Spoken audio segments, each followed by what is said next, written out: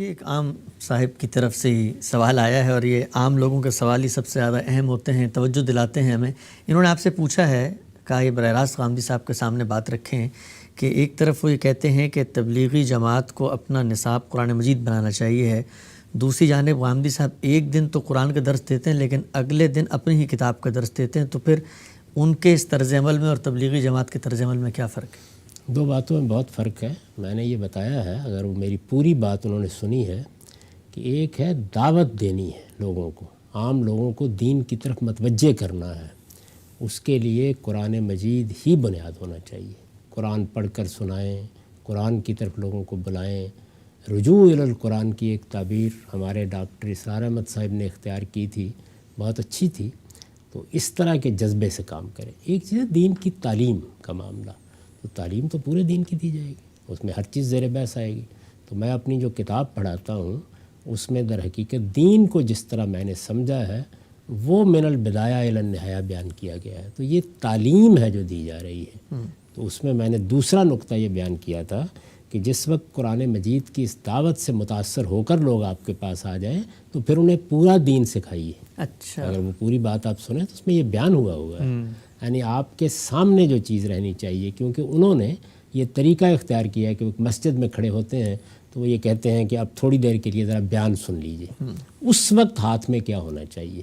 تو میں نے تو ہمیشہ یہ آرزو ظاہر کی ہے کہ کاش کچھ ایسے لوگ تبلیغی جذبے کے ساتھ نکلیں جو اسی طریقے سے نماز کے بعد کھڑے ہوں اور یہ کہیں کہ ہم آپ کو فلاں سورہ سناتے ہیں، قرآن کا فلاں مقام سناتے ہیں۔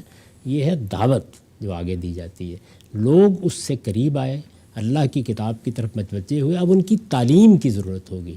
تو تعلیم میں تو بہت سے علوم پڑھائے جاتے ہیں، بہت سے فنون سکھائے جاتے ہیں۔ پھر ہمارے جو دینی مدارس بنتے ہیں یہ معلوم ہے کہ ان میں صرف ہے اور نحو ہے اور منطق ہے اور فلسفہ ہے اور فقہ ہے، ہزار چیزیں پڑھائی جاتی ہیں۔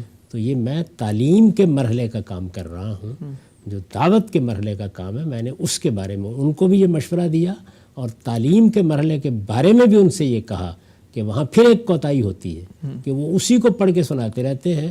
جو لوگ ان کے پاس آ گئے، زندگی بھر کے لیے وابستہ ہو گئے، ان کی باقاعدہ تعلیم کا اہتمام نہیں کرتے۔ ٹھیک۔ اچھا غام صاحب، یہ جب آپ بات فرماتے ہیں کہ قرآن مجید مسجدوں میں پڑھ کے سنایا جائے تو ایک اشکال لوگوں کے ذہن میں آتا ہے کہ مثلا قرآن کہیں سے اگر کھولا جائے تو اس میں تو بہت غور فکر تفاحص، اس کا پس منظر، بات کہاں سے اٹھی کہاں سے کہی جا رہی ہے، کریکٹر زیر بحث، بنی اسرائیل قصہ، اس طرح آج ہم نے پڑھا، ابھی خاص مارکہ بدر کا زیر بحث ہے۔ تو وہ 10-15 منٹ میں ہم قرآن سے کیسے بیچ میں سے کوئی ایسی بات لوگوں کو بتائیں کہ وہ دعوت کی بات بن جائے؟ تو کیا یہ بہتر نہیں ہے کہ قرآن کا کوئی مثلا خلاصہ یا کسی عالم نے قرآن پر غور و فکر کر کے کوئی لٹریچر بنا دیا ہے وہ سنا دیا جائے تو لوگوں کو جلدی سمجھ میں بھی آ جائے گا؟ لوگوں نے یہ تجربہ ہی کبھی نہیں کیا۔ جب وہ یہ ضرورت اپنے سامنے لائیں گے تو مجھے پوری امید ہے کہ ایسے ترجمے ہوں گے کہ جو لوگوں کو ہلا کر رکھ دیں گے۔ رسول اللہ صلی اللہ علیہ وسلم نے قرآن ہی سنایا تھا۔ اس وقت بھی پوری دنیا میں اگر آپ جائزہ لے کے دیکھیں، ایک سروے کریں کہ کون لوگ ہیں جو ایمان لا رہے ہیں، غیر مسلم لوگ، آپ دیکھیں گے سب قرآن پڑھ کر لا رہے ہیں۔